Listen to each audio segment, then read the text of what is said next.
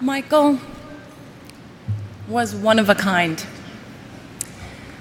I thinking back to when we met and the many times that we spent together. And whenever we were out together and there would be a picture taken, there would be a caption of some kind. And the caption usually said something like an odd couple or an unlikely pair. But to us, it was the most natural and easiest of friendships.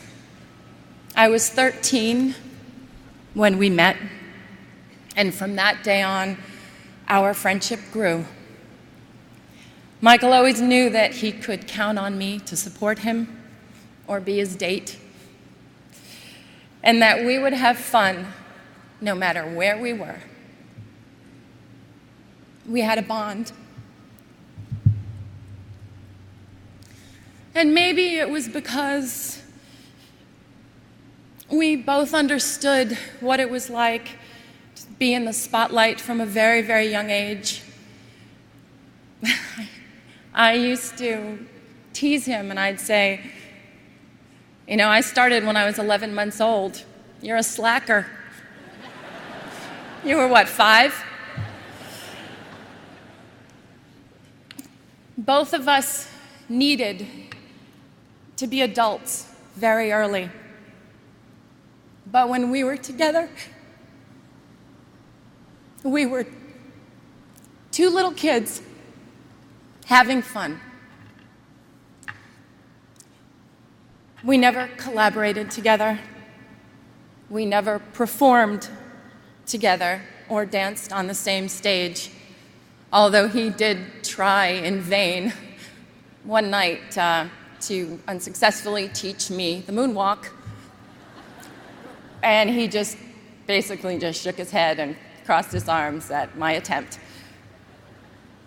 We never filmed a video or recorded a song, but what we did do was laugh. It was always a competition to see who could make the other one laugh more or be sillier. Michael loved to laugh. His heart would just burst out of him when he was laughing. He adored it when I did silly imitations or told him stories about my life. MJ's laugh was the sweetest and purest laugh of anyone's I had ever known. His sense of humor was delightful, and he was very mischievous. I remember it was the night before Elizabeth Taylor's wedding, and he had called me prior and asked if I would join him. He didn't want to be alone for all the festivities.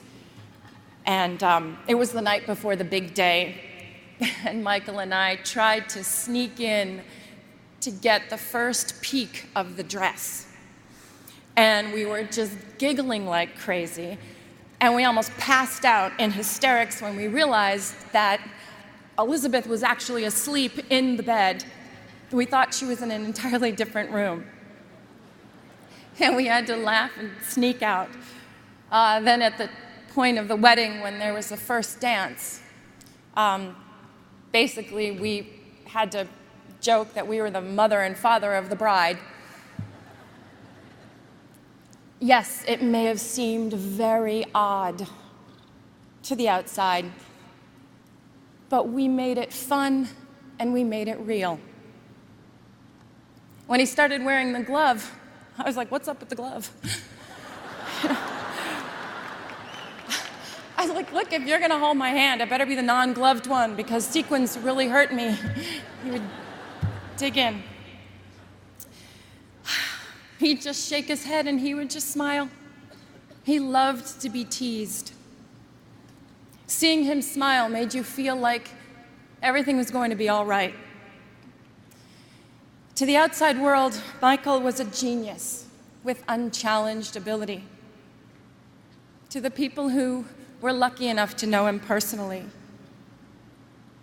he was caring and funny, honest, pure, non-jaded, and he was a lover of life. He cared so deeply for his family and his friends and his fans.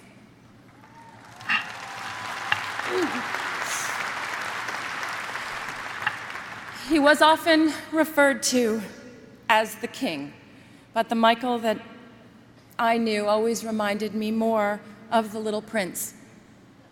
Thinking of him now, I'd like to share a passage from the book. What moves me so deeply about this sleeping prince is his loyalty to a flower, the image of a rose shining within him like the flame within a lamp, even when he's asleep. And I realized he was even more fragile than I had thought. Lamps must be protected. A gust of wind can blow them out. Michael's sensitivity was even more extraordinary than his talent, and his true truth resided in his heart.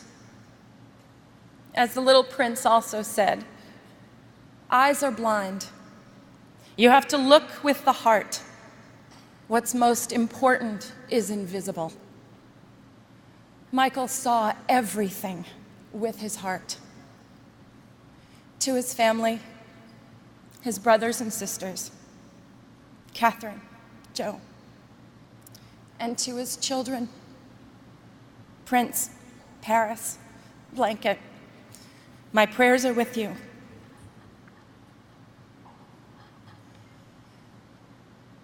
Michael's favorite song was not one of the countless masterpieces that he gave us, but it was a song that Charlie Chaplin wrote for the movie Modern Times. It's called Smile. And there's a line in the song that says, "Smile though your heart is aching."